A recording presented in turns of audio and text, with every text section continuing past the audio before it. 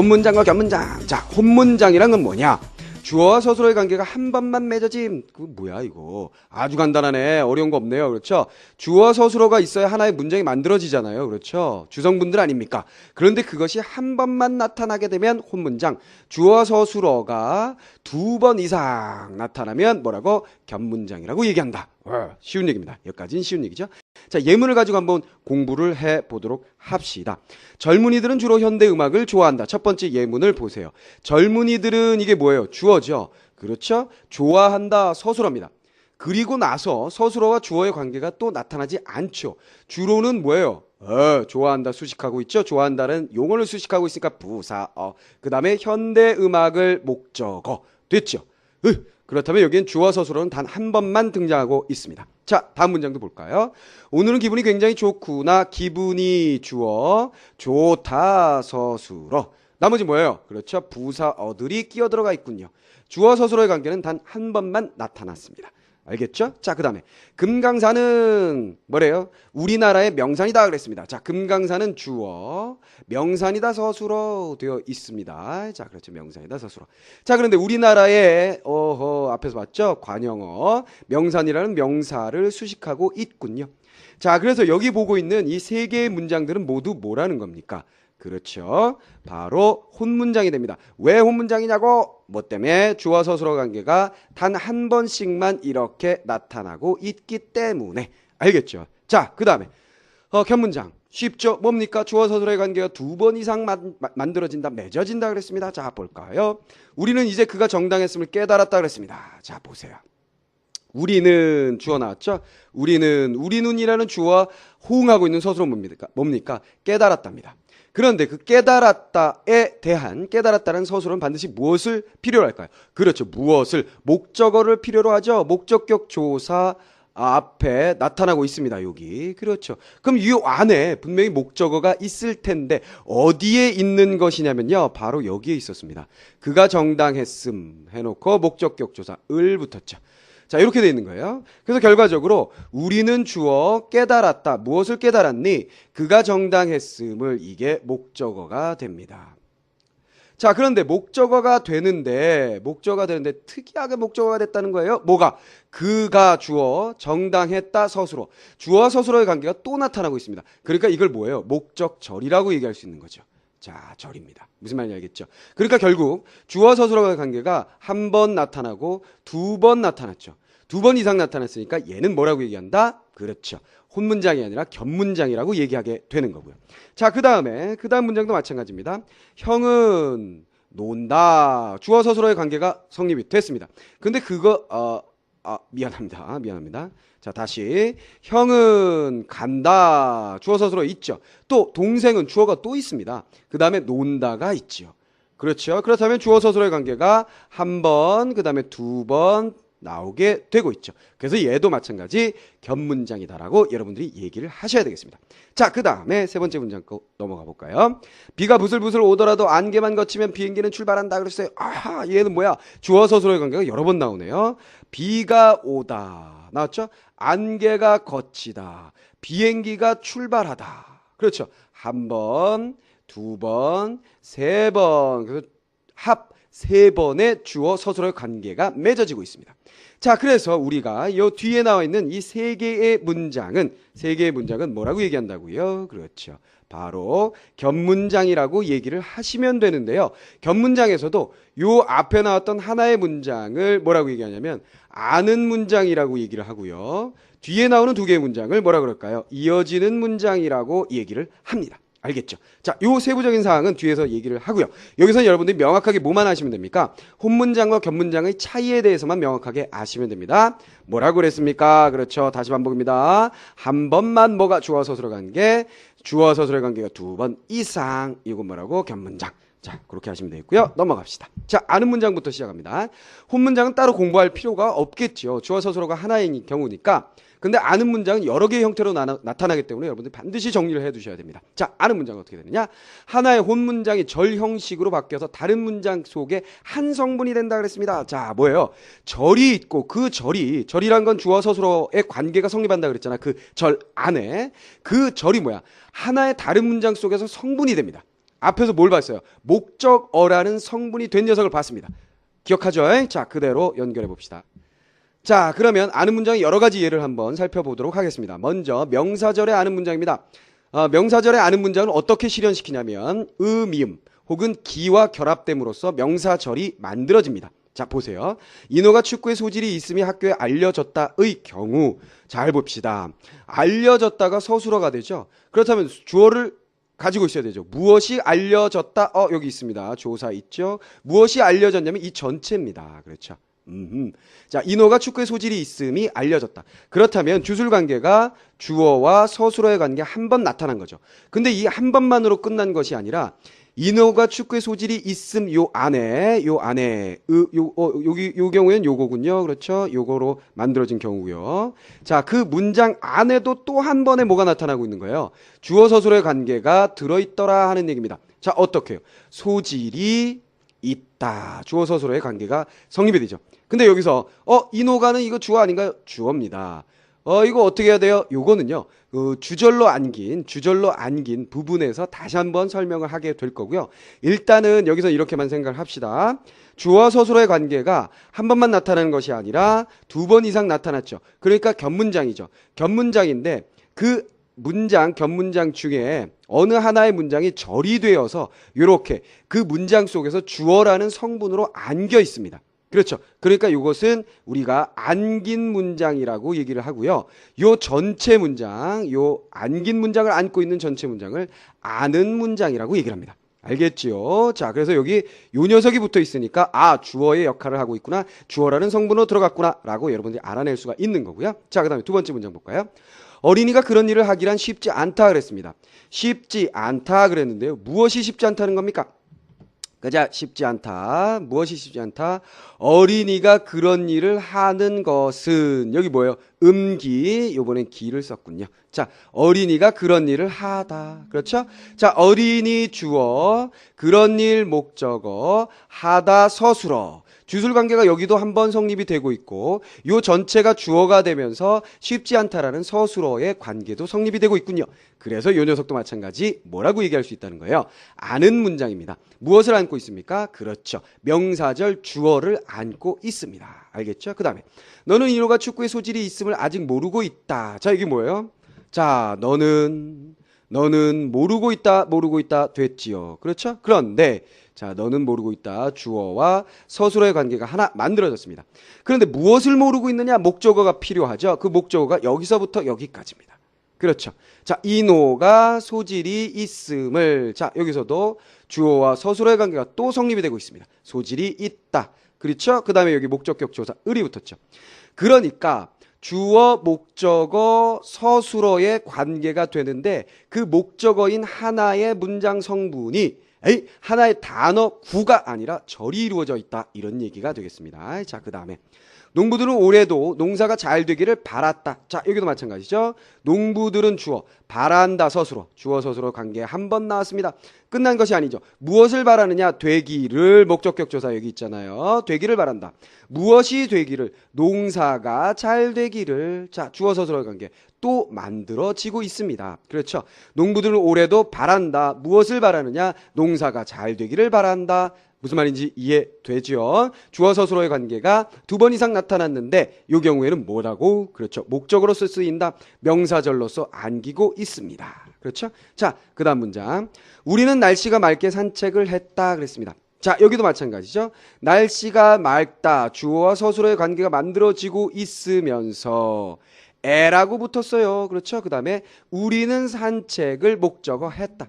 자, 그러니까 이 문장은요. 우리는 산책을 했다라는 하나의 문장이 성립이 되고 있는데 그 안에 부사가 끼어 들어갔어요. 근데 그 부사가 여기 보시면 기로 되었죠. 이번에는 기. 그렇죠? 날씨가 맑다에다가 서술부에다가 기를 붙여서 무엇으로 만들었습니까? 명사로 만들어줬고 그 명사에다가 뭐가 붙은 거야? 에라는 접사가 붙음으로써 뭐가 됐습니까? 그렇죠. 바로 부사어를 만들게 되었습니다. 알겠죠? 자, 보십시다. 다시 한번 간략하게 한번 정리를 해볼까요? 여러분들 헷갈릴 수도 있으니까. 자, 이렇게 돼 있는 거예요. 인어가 축구에 소질이 있음이 알려졌다. 주어의 서술어의 관계가 있는데 요 부분이 뭐라고요? 요 부분이 그렇죠. 바로 명사로서 주어의 역할을 하고 있다라는 얘기가 되겠고요. 쉽지 않다. 자, 그 다음에 쉽지 않다. 무엇이 쉽지 않다? 어린이가 그런 일을 하는 것이란 쉽지 않다. 주어 서술어의 관계가 있는데 그 주어 내부에 뭐가 있다? 또 주어 서술어의 관계가 성립되고 있다. 됐죠? 그 다음에 너는 뭐예요? 모르고 있다. 무엇을 모르고 있다? 인호가 축구의 소질이 있음을 모르고 있다. 자, 이번엔 뭐예요? 목적어가 하나의 단어가 아니라 하나의 문장이 목적어로 끼어 들어가는 형태. 농부들은 주어, 그 다음에 바랐다. 무엇을 바랐느냐? 농사가 잘 되기를 바랐다. 여기도 마찬가지죠. 농사가 잘 되기를 주어 서술어의 관계가 성립이 되고 있습니다. 문장 하나가 들어가서 뭐가 되고 있다고요? 목적어가 되고 있다. 자, 그 다음에 우리는 산책을 했다. 주어 서술어의 관계 성립됐죠? 산책을 당연히 목적어고요. 그 다음에 날씨가 맑다라는 주어 서술어의 관계가 또 들어가 있습니다. 그러니까 주어 서술어, 그 다음에 서술어 요 전체가 주어. 그렇지. 그 다음에 어린이가 그런 일을 하기가 주어 서술어, 그 안에 어린이가 일을 하다. 주어 서술어. 그쵸? 그 다음에 너는 주어, 그 다음에 서술어 모르고 있다. 인호가 소질이 있음. 주어 서술어 관계. 그죠? 농부들은 주어, 바랐다, 서술어. 그 안에 목적어가 들어가 있는데 농사가 잘 되다. 주어 서술어. 됐죠? 그 다음에 우리는 무엇을 했다. 날씨가 맑다. 주어 서술어. 자, 여러분들 다시 한번 잘 살펴봐 주시기 바라고요. 그 다음에 이런 변화도 가능합니다. 그 다음에 미음을 붙여서 만든 그 주절을 아는 문장이 안긴 문장의 절을 관형절 플러스 의존명사 는, 은, 것으로 바꿀 수도 있다라는 얘기예요. 자, 여기 보면 인호가 축구의 소질이 있음이 학교에 알려졌다라는 문장을요. 이 밑에 있는 것처럼 고칠 수 있다는 얘기입니다. 인호가 축구의 소질이 있음이 학교에 알려졌다를 이렇게 고쳤어요. 인호가 축구의 소질이 있다는 것이 학교에 알려졌다. 뭐가 바뀌었습니까? 그렇죠? 요거를 어떻게 했어요? 그렇죠? 다는 것이로 바꾸어서 문장을 바꿀 수도 있다는 얘기입니다. 자, 이건 참고적으로 알아두시면 되겠고요. 여러분들이 기억해야 할 것은 아는 문장 같은 경우에 명사절을 아는 문장. 명사절은 주로 주어나 목적어나 부사어 같은 것으로 쓰일 수가 있다라는 거 여러분들이 알아주시면 되겠습니다. 자, 그 다음에 두 번째, 관형절을 아는 문장이 있습니다. 관형절을 아는 문장 뭐예요? 우리가 앞에서 공부한 관형어의 역할을 하도록 문장절이 문장 속에 들어가 있다. 이렇게 보시면 되겠죠. 그 경우에는 관형사형 어미 은는 을던을 사용합니다. 자, 여기 얘가 아주 간단한데요. 이 책은 책이다. 오호, 주어 서술어 만들어졌습니다. 그런데 그 안에 뭐가 들어있어요? 그렇죠. 뭐뭐하던, 뭐뭐하을, 뭐뭐는, 뭐뭐은 이렇게 관형사형 어미가 들어있고 내가 읽다 주어와 서술어의 관계 또 만들어졌죠. 그 뒤에다가 관형사형 어미 은을 붙이느냐, 는을 붙이느냐, 을을 붙이느냐, 덜을 붙이느냐에 따라서 약간의 시제, 의미상의 변화가 생깁니다. 알겠죠? 자, 그 다음에 관형절 봤고요. 부사절 봅시다. 부사절을 아는 문장, 전미사 이를 사용하게 되고요. 그들은 입고 있다. 우리가 입은 것과 똑같이 이 경우 어떻게 됐습니까? 그렇죠. 전미사 이가 붙었습니다. 그렇죠. 그 다음에 여긴 뭐예요? 그는 잘난 척한다. 됐죠. 주어 서술어 관계되는데 아는 것도 없다. 아는 것이 없다. 주술 관계 성립됐죠. 그죠? 우리가 입는다. 주어 서술어 관계 성립이 됩니다. 자, 그러니까 여러분들이 가만히 보니까 이런 감을 잡을 수 있을 거예요. 일단은 아는 문장과 안긴 문장이라는 게 명확하게 어떤 문장 속에 문장절이 들어가 있다는 걸 감을 잡고 난 다음에 그 절이 들어갔을 때 이것이 관형절로 아는 거냐, 부사절로 아는 거냐, 명사절로 아는 거냐, 서술절로 아는 거냐를 판단하는 방법은 이 뒤에 나와 있는 은는 을던 전미사 이 요것을 가지고 판단한다라고 보시면 됩니다. 그러니까 안에 안겨 있는 문장 끝에 뭐가 붙어 있느냐? 이가 붙어 있다. 그렇다면 부사절로 안 왔구나. 이렇게 보시면 되겠고요. 그 앞에 명사절 같은 경우에는 뭐예요? 그렇죠? 미음, 기. 알겠지? 그 다음에 여기서는 은는 을단, 여기서는 이. 이렇게 보시면 되겠습니다. 자, 그 다음에 요거 서술절을 아는 문장 같은 경우에는요. 앞에 이런 실현하기 위한 전미사, 어미 같은 것들이 붙지 않고 그대로 만들어지는데요. 앞에서 설명한다고 얘기했던 거예요. 할아버지께서는 인정이 많으시다. 많으시다. 이게 서술어라는 거 알 수 있죠. 그런데 인정이가 주어가 되고 있습니다. 그런데 또 뭐예요? 할아버지께서도 주어죠. 무슨 말인지 알겠습니까? 그러면 이렇게 된다는 거예요. 인정이 많다와 그 다음에 할아버지께서는 인정이 많다. 이렇게 두 번의 주술 관계가 성립이 됩니다. 무슨 말인지 알겠죠? 그러니까 독특하게 주어가 두 개이면서 여기 뒤에 있는 주어 서술어의 관계가 만들어진 요 절은 전체 문장의 무엇이 된다는 거예요? 서술어의 역할을 한다는 겁니다. 자, 다시 한번 설명을 하면요. 인정이 많으시다는 뭐가 된다는 거야? 서술어가 되고 할아버지께서는 주어가 된다는 얘기입니다. 근데 그 서술어가 단순한 서술어가 만들어진 것이 아니라 인정이 많다라는 주어 서술어를 가지고 있는 하나의 절이 서술어의 역할을 하고 있다는 겁니다. 무슨 말인지 알겠죠? 여기도 마찬가지겠죠? 나는 코스모스가 좋다. 이게 뭐예요? 주어 서술어의 관계죠. 그렇지. 근데 그 안에 또 뭐가 있다는 거야? 코스모스가 좋다라는 주어 서술어의 관계가 또 성립되고 있다는 거예요. 무슨 말인지 알겠죠? 그 다음에 저 사람은 우도시 소매가 짧다. 이것도 마찬가지죠. 관계 설명해라 그러면 얘가 주어, 얘가 서술어입니다. 그런데 이 녀석은 독특하죠. 그 다음에 우도시 소매가 짧다. 주어 서술어의 관계가 또 만들어집니다. 알겠어요? 그런데 그 안에 또 뭐가 있어요? 주어, 소매가 짧다. 세 번 겹쳐지고 있습니다.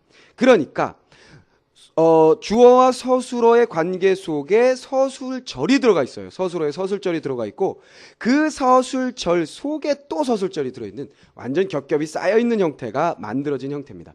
무슨 말인지 알겠죠? 그러니까 앞의 문장을 다시 한번 설명을 해드릴게요. 여기 보시면 인호가 축구에 소질이 있음이라고 했을 때 소질이 있다를 주술관계로 볼 수 있다라고 앞에서 여러분들에게 설명을 했잖아요. 그런데 이제 알겠죠? 뭘 알겠다는 거예요? 자, 보세요. 인호가 축구에 소질이 있음, 이걸 전부 다 서술부라고 볼 수 있다는 겁니다. 근데 그 서술부에 또 뭐가 있다는 거야? 소질이 있다라는 또 다른 주어 서술어의 관계가 성립되고 있다는 겁니다. 무슨 말인지 알겠죠? 그러니까 인호가 소질이 있다. 이것이 서술부가 되겠고 인호가 주어, 그 다음에 소질이 있다가 서술부가 되었고 그 서술부 안에 뭐가 또 들어간 거예요? 절이 들어갔습니다. 소질이 있다라는 또 다른 주어 서술어의 관계가 성립됐더라. 이런 얘기가 되겠습니다. 자, 그렇게 보면 명사절로 아는 문장 속에 또 뭐가 들어있는 거야? 서술절로 아는 문장이 또 들어있는 거예요. 조금 복잡한 것 같습니다만 여러분들이 차근차근 정리를 해보시면 알 수 있을 겁니다.